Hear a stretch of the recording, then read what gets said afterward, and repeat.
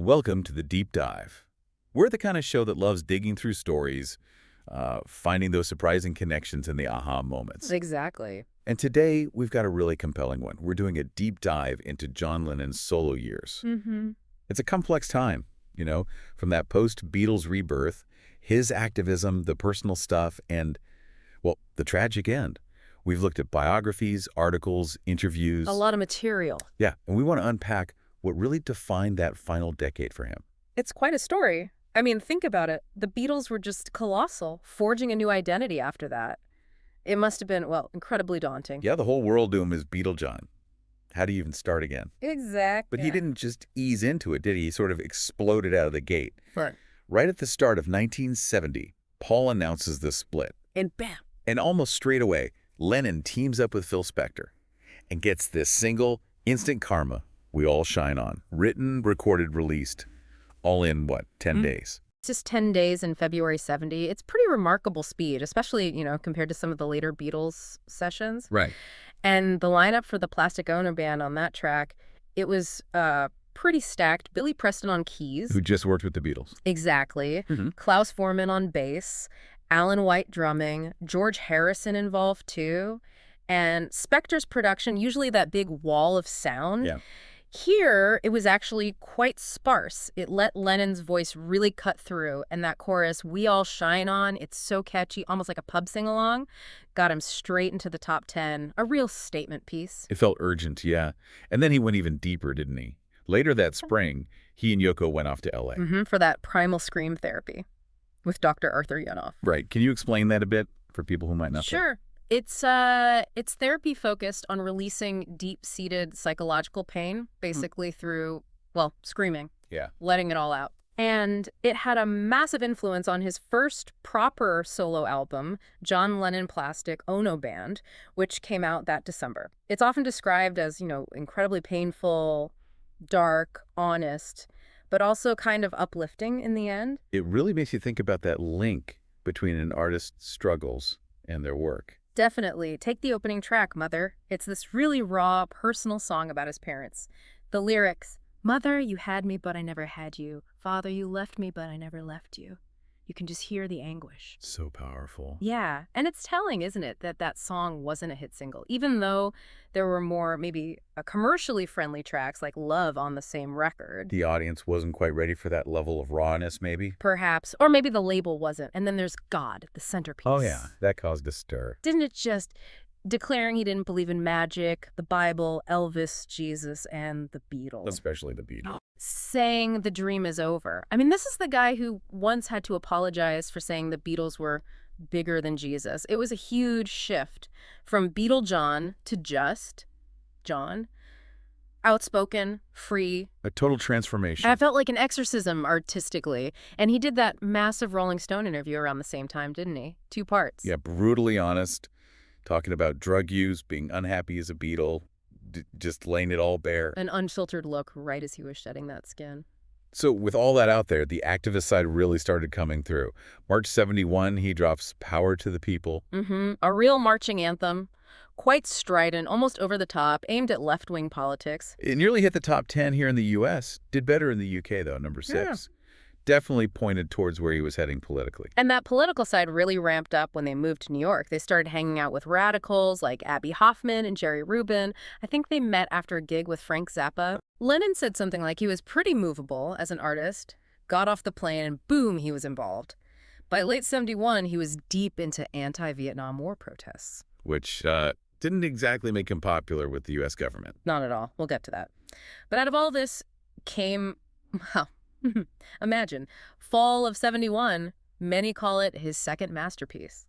He called it a sugar-coated version of Plastic Ono Band, which I think is spot on. The ideas are similar, but it's, smoother, more accessible. Definitely more accessible. Went straight to #1 everywhere. In the title track, Imagine, just iconic. His signature song, really.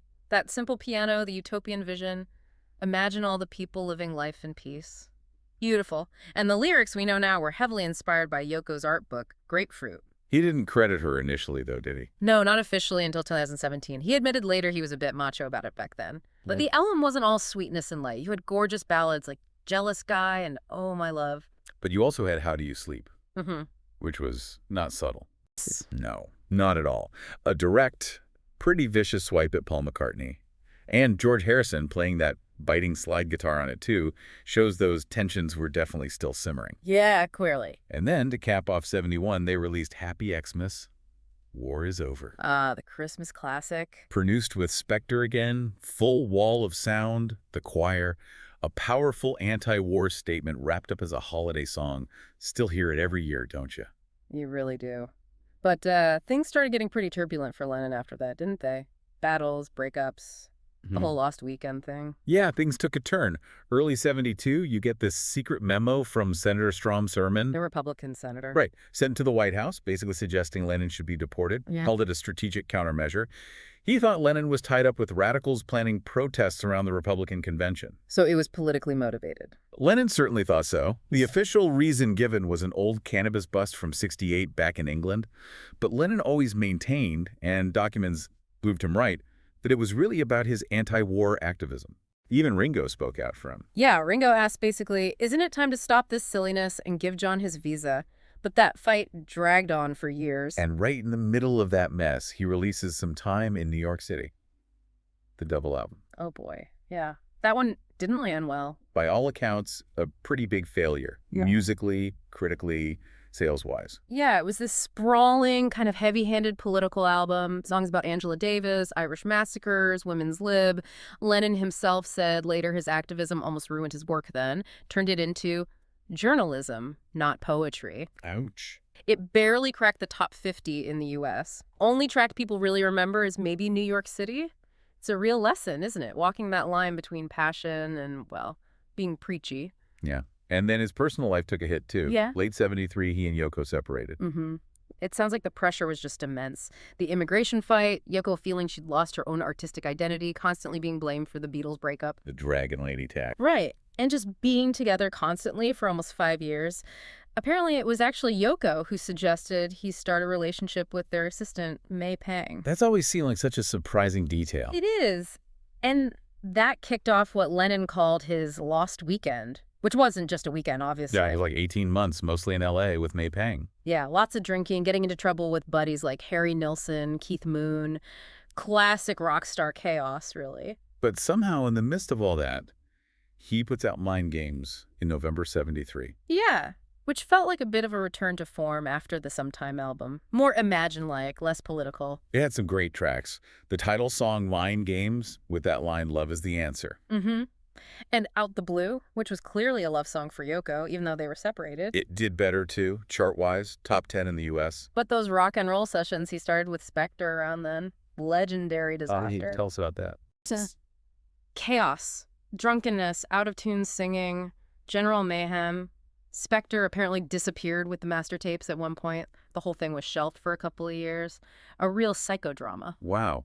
But even with all that personal turmoil, he was still working, wasn't he? Collaborating. Incredibly productive, actually. Produced Harry Nilsson's Pussycats album. Which sounds about right for the period. Doesn't it? Wrote songs for Ringo. And then the big ones, co-wrote and played on David Bowie's fame. His first U.S. #1. Co-written with Bowie, yeah. And he sang on Elton John's cover of Lucy in the Sky with Diamonds. Both went to #1 in the U.S. It's like the chaos fueled him in a weird way. And then his own album, Walls and Bridges, September 74. It went to #1, too. Surprisingly, yeah. Mostly thanks to Whatever Gets You Through the Night. His first solo #1 single. With Elton John on it. That's the one. Yeah. Apparently, Elton made him promise he'd perform live with him if it hit #1, which it did. And Walls and Bridges itself is kind of all over the place, isn't it? Mm-hmm. It's often called schizophrenic. You've got upbeat stuff, but then these really raw autobiographical songs like Nobody Loves You, What You Got, and Especially Scared. Where he just sings, I just want to stay alive, chilling. Yeah. And you hear his son, Julian, drumming on Yeah, Yeah. He was 11. It showed he was reconnecting with Julian, which May Pang helped facilitate. All while still fighting deportation, he said something like, I'm stubborn, dug me heels in here till I get what I want, which is a green card. He really was a fighter. You have to give him that. Through all that mess, he kept going.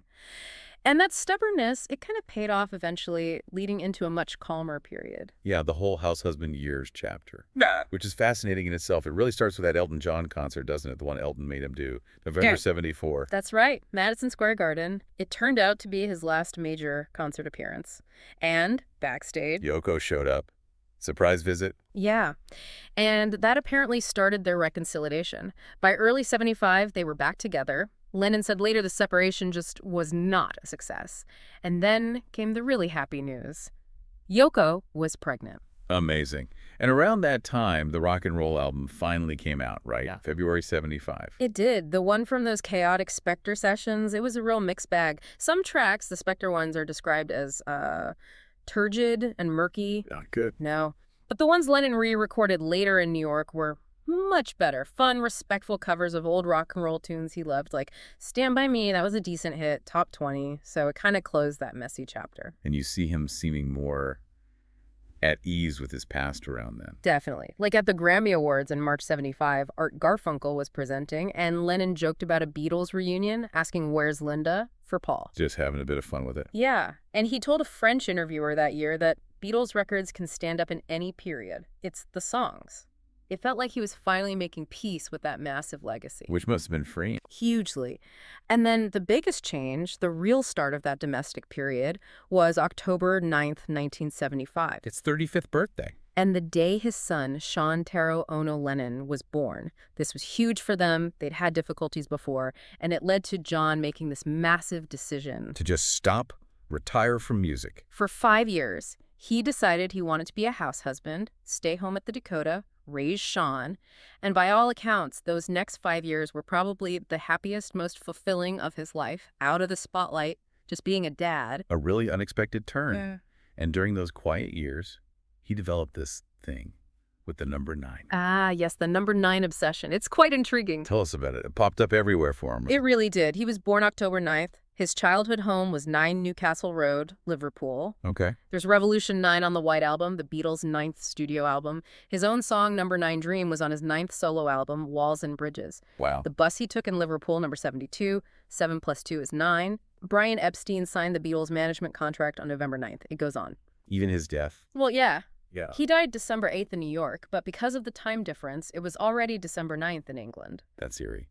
What do you make of that? Was it just coincidence or something more? Well, look, it's fascinating, but some biographers suggest it might have been Lennon himself, kind of, imposing order on things, Yeah. finding patterns, maybe as a way to make sense of a chaotic life, Hmm. or even a bit of self-mythologizing. Creating his own narrative. Exactly. Less about cosmic destiny, maybe more about his own mind searching for connections. It certainly tells you something about how he thought. Interesting take. So that quiet period ends, and it leads us, sadly, to the end of his life, just as he was making this big comeback. Yeah, 1980, after 5 years away, he comes back with the Double Fantasy album. And the single, just like starting over, Which was a hit. big hit. The whole album had this feeling of love, warmth, optimism. It really felt like he was in a good place, energized. A triumphant return. Tragically short-lived, just weeks after the album came out, December 8th, 1980. The fateful day. It started like a normal busy day for him. He did that photo shoot with Annie Leibovitz for Rolling Stone. Including that famous photo, the nude one with Yoko. That's the one. Then he did a long radio interview for RKO. Then off to the record plant studio in the afternoon. And as he was leaving the Dakota earlier that day, Right. He stopped to sign an album for a fan waiting outside, Mark David Chapman. and someone actually took a photo of that moment. Yeah, a photographer named Paul Gorish captured it. Lennon signing his Double Fantasy album for Chapman, incredibly chilling in hindsight. Yoko remembered John being in a rush, but signing it anyway. Wow. Later that evening, around 10:50 p.m., John and Yoko returned to the Dakota from the studio. As they walked towards the archway entrance, Lennon apparently recognized Chapman standing there again. Oh, God. Seconds later, Chapman pulled out a .38 pistol and fired 5 shots. 4 hit Lennon in the back. His last words were reportedly, "I'm shot." That's what witnesses heard. Yoko later recalled a slightly different, more personal last exchange just before, about wanting to see Sean before bed. Either way, devastating. And Chapman. What was his deal? Why did he do it? He was deeply disturbed. His primary motivation seems to have been a twisted desire for fame. but also this intense resentment, jealousy of Lennon. How so? He couldn't reconcile Lennon singing about peace and love, imagining no possessions, while living this incredibly wealthy lifestyle in the Dakota. Hmm. He saw Lennon as a phony. That connects to the book, doesn't it? The Catcher in the Rye. Absolutely. Chapman was obsessed with it. He identified strongly with Holden Caulfield and his sort of crusade against phoniness in the adult world. He saw killing Lennon as fulfilling that in his warped mind. Just horrific. And after he shot Lennon, he didn't run. He just stood there, took out his copy of The Catcher in the Rye, and started reading it calmly until the police arrived. Unbelievable. Lennon was rushed to Roosevelt Hospital. But it was too late. He was pronounced dead just minutes after arrival. The news just stunned the world. I remember the shock. It was immense. Just absolute disbelief and grief everywhere. A huge outpouring. Record sales, unsurprisingly, surged. But mostly just this profound sense of loss, of sadness that still lingers, doesn't it? It really does. You see the tributes, like Strawberry Fields in Central Park, the Imagine Mosaic. People still go there every day. A lasting tribute. And his sons, Julian and Sean, they've both carried on his memory through their own music, too. Yeah. So looking back over this deep dive, we've seen Lennon's solo journey, that raw artistic explosion with Plastic Ono Band, the utopian dreams of Imagine, the passionate, sometimes messy activism. The really difficult Lost Weekend period. Right. And then finding that peace and joy as a father, as a house husband, before that final return, his impact on music, on culture, it's just undeniable. Absolutely. And maybe this is the thought to leave you, our listener, with. Yeah. Lennon was such a bundle of contradictions, wasn't he? The rebel, the peace guy, flawed but always striving. He lived under this intense spotlight, battling his own demons. So, considering everything, maybe his greatest challenge wasn't just creating the art, the iconic songs, but was it actually trying to find a way to be truly authentic, to find some kind of inner peace for himself within that whirlwind of fame and expectation? That's a powerful question to ponder. Something beyond the music itself.